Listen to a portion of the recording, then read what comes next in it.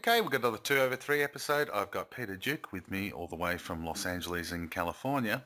He's joined me to look at 3 images from the same photographer. We've got a 5-minute clock. We've got a 4-minute warning bell to kind of tell us to wrap it up. Pete hasn't seen these, or he's just seeing them now. I've just shot him the link, and I'm going to start the clock right now. Okay, Pete, we've got 3 images by Jan.Bishop. Not sure where Jan's from. Came across a stream just the other day and just wow. What do you think of this first one? It's untitled, black and white, and what do you think of this, Pete? Well, the first thing that jumps out to me is the context of the eye contact, and that eye is really, really interesting because the way that the light, the technique of having the light hit the face like that really makes you think for a second, is this a human being I'm looking at or a cat? And yes, it is very cat-like. It's really, really, fantastic the way that works. And the styling of having the dark shape with the white space in the lower left, and I'm not sure if that's an arm or a leg or whatever that is poking up out of the bottom there, but it's really a inspiring photograph. I like it. Yeah, I was looking at that dark shape down the bottom, and I was almost thinking it might be a thumb. It might not be. I might be quite off beam there, but I do like the yin-yang effect of that thumb versus the area of light where her eye is, and the kind of balance it gives. It could be the nose of a dog. No. I don't think so, but I do get a sense of, in terms of the balance, we've got the strong diagonal going up through the frame. We've got just enough detail in the shadow area of that shaded eye, but I do like the kind of the way that the dark blob, if you like, down the bottom left, or thumb, I'm going to call it a thumb, is offset by the area of light above. Great image, and certainly one that engages the eye, doesn't it? Indeed. Okay, let's go to the second one, and the second one also untitled, and it looks like we've got 2 boys or 2 men, not really sure, with masks on. What do you think of this one? It's Jason meets the Lord of the Flies. I love the yes. I love the anytime a photographer does great eye contact, I'm always pulled into the context of those things. I love that first person feeling that you get, because it's hard to have somebody look you straight in the eye without feeling something in yourself, Yeah. And but I love the man. There's so many different things. The technique is great. The ruddy graininess of it really kind of highlights the looks coming out of the eyes on these folks. What's going on in somebody's head? How do you find these masks and put these things on these guys?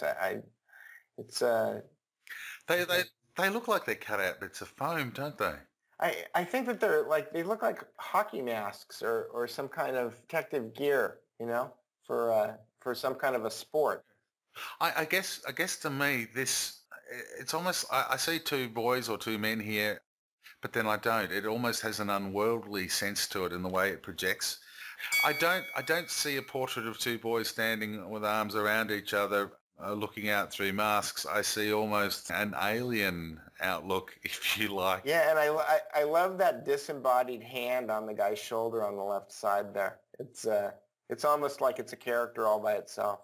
But look at the detail in it too, given that you've pointed it out. Just great detail coming out there. But I also like the balance of the negative space above them. I think that if it was cropped in closer, with their heads closer to the top of the frame, I don't think it'd have the same sort of impact. It needs this kind of distance so that we can almost take it all in. I also like the detail on the hair. I like the contrast between the fact that, given the inky blackness and their dark hair, we can still see the hair for the darkness behind. And then, as you said earlier, the grungy effect of it. But for me, it's just this whole projection. And we haven't even done the third one, Pete. Okay, let's get to the third one. What do you think of the third one, untitled? It's like a girl trapped in a snow globe. I love photographs like this where you've got all of these different parallel universes. You've got the inside of what it looks like a glass or a wine bottle with the bubbles stuck on the side, and then you've got some kind of bubbling texture on the left side there. It might be a dirty sensor. It might be, who knows? But it's. Oh, you mean in the background in those little rings? We're not talking about that vista of it looks like a bottle stand that she's looking at in the background. Yeah, so maybe we're in a wine cellar, perhaps, or Could be. It does look like a bottle rack of some sort, doesn't it? it looks like something stacked up there. But I wonder whether or not that girl is outside. I'm assuming it is a girl because it looks like she's got a bodysuit on with some high heels. But I could be wrong. I love the different. What's the word that Tone, texture. No, it's the layers. I think for me, I think those bubbles really help give it pop, make it pop. That's right. Just made myself laugh. I like the detail of the surface of the fluid that's in the bottle, and we've got the sort of specular highlights reflections coming off kind of the rippling fluid at the top, and we get a sense of depth looking there. We can see that we're in a round bottle. I like this little figure. I don't know if it's a reflection or, to me, it represents that she's actually in the bottle, and she's looking out across to a bottle rack of some kind, but as a black and white, great rich kind of texture, yummy sort of texture, I think. Yeah. Okay, we're way over time, Pete. Let's go try to score them. Okay. The first one, the cat person with the thumb. 5. 5 for me. And what are you going to give the two boys or men with the mask? 5.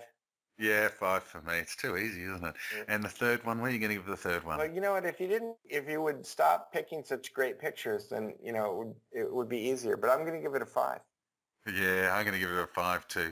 Well, there you have it, Jan. You simply must go over and visit Jan's stream on Flickr. I will certainly put the link at the end of this video. Definitely worth clicking through. There is just so many great images there. Well worth a visit.